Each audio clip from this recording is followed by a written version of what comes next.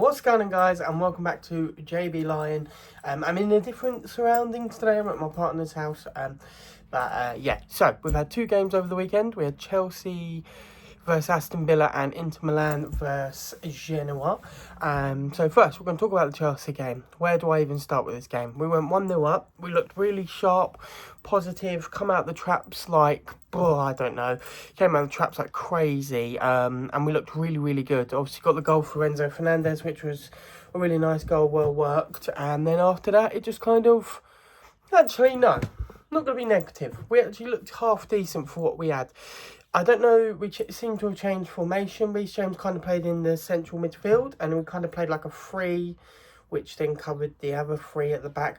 But it was working really, really well. And then just as usual, charity Chelsea came out again. We just got sloppy at the end, and we conceded 2 goals that were very unnecessary. Let's be completely frank here. You know, obviously the first one shouldn't have happened. Obviously Gusto went to kick the ball, sort of tipped off him, went to Rashford, and it went in.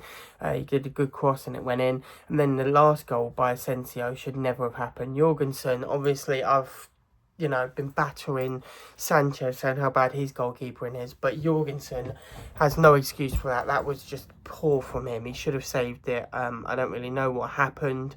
But yeah, obviously people are going to say, oh, Aston Villa were good for their win. They didn't deserve to win. I think, at most you could probably say a draw because they turned it on at the end.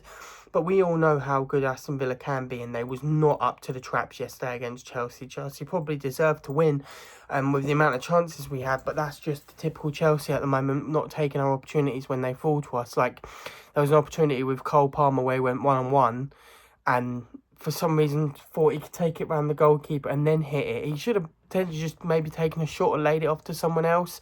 But either way, we played better. That formation seemed, or that structure, should I say, with the 3 midfielders, where Reece James played as one of the midfielders, that seemed to work really nicely. But as usual, we were just charity Chelsea, as I always call us, letting off the gas, letting people back in it, and it's just an absolute joke. We can't be going 1-0 up and then losing a game. That's just outrageous, especially if we want to go through and win things. It's just not going to happen, is it? Like I said many times in my past videos, if we have any idea of thinking about we're going to play in the Champions League, playing like that is absolutely crazy to me. But yeah, obviously moving on to the next game, Inter versus Genoa.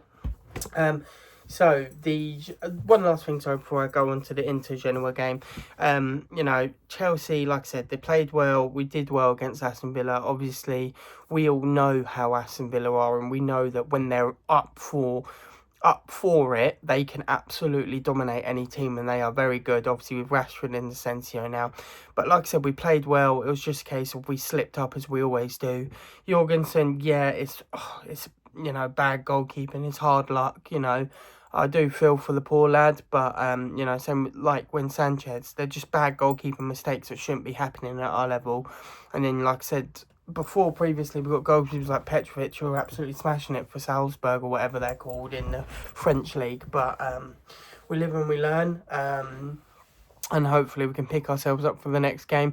Play that formation again because it was really strong. It was just a case of just didn't quite stick at the end. I think our biggest worry is obviously we ain't really got a striker at the moment. Obviously playing João Neto up front and then Nkunku coming in on the left worked for a bit. But yeah, we've really got to try and figure that out. But hopefully we can bounce back next game and absolutely smash it. But yeah, moving on to the next game, which is Genoa Inter. Inter played really well, as they always do. I had a good few chances to score, and I genuinely thought in my head it was going to be a 0-0 because of the way it was going. Inter hitting the crossbar, pretty similar to Chelsea, really not taking their chances. Obviously Thuram weren't playing because he's finally been rested after God knows how many games where he looks like he's absolutely knackered. But yeah, I thought it was going to end in 0-0, and then Lautaro pops up with a goal, as he always does.